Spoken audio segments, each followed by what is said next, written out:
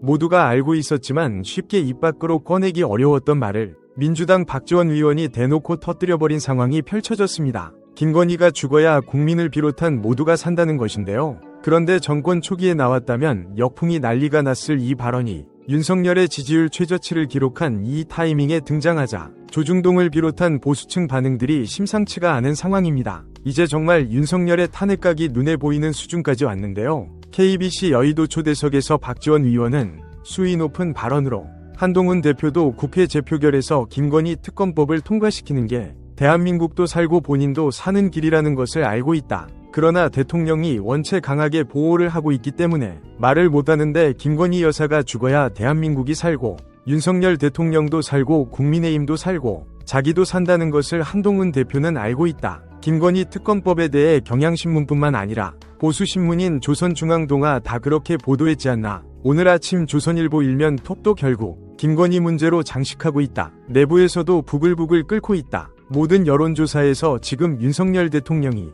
국민의힘과 함께 바닥을 치고 있는데 한동훈 대표도 벽오동 심은 뜻은 알아야 한다. 저는 이것을 그냥 넘긴다? 이건 국민이 절대 용서하지 않는다는 것을 말씀드린다라며 지금 재표결에 찬성표를 던져야 하는 한동훈은 물론 국민들의 모든 신뢰를 잃고 비호감표를 전부 박아버린 윤석열과 김건희가 처한 현실에 대해 적나라하게 설명했죠. 뿐만 아니라 제가 김건희 여사가 백담사로 가야 한다고 하니까 불교계에서 쓰레기 하치장이냐 큰 집으로 보내라 이런 말씀을 했다. 라며 김건희를 종교계에선 이미 쓰레기로 비유하고 있다며 통쾌한 발언들까지 가감없이 쏟아내는 모습을 보였는데요. 실제로 박 의원이 언급한 것처럼 조중동은 헤드라인에서도 김건희가 엮인 공천 개입과 주가 조작에 대한 기사들을 대놓고 올리는 빈도가 폭발적으로 늘어나고 있는 것은 물론 최근 일주일간 올린 칼럼들에선 윤석열 지지율을 신경 써라. 김건희 논란 검찰이 빨리 수사에 잡을 수는 없었냐. 검찰개혁 여론은 검찰의 김건희 수사가 자초한 것이다 등 정권을 향해 날을 세우는 메시지들을 꾸준히 던지기 시작했습니다. 또한 지난 28일 숭례문 앞에서는 과거 박근혜 탄핵 시절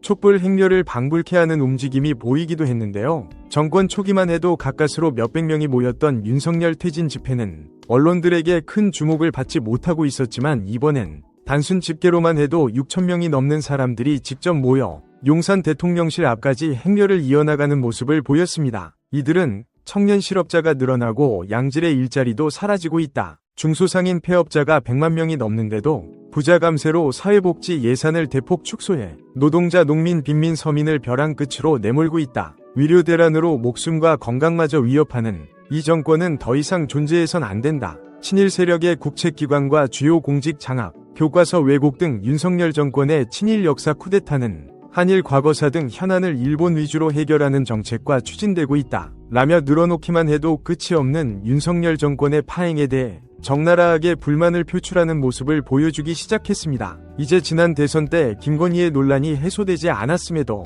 윤석열이 늘어놓은 거짓말에 속아 입원을 찍었던 국민들까지 후회가 막심한 모습으로 박 의원의 의견에 동감하기 시작했는데요.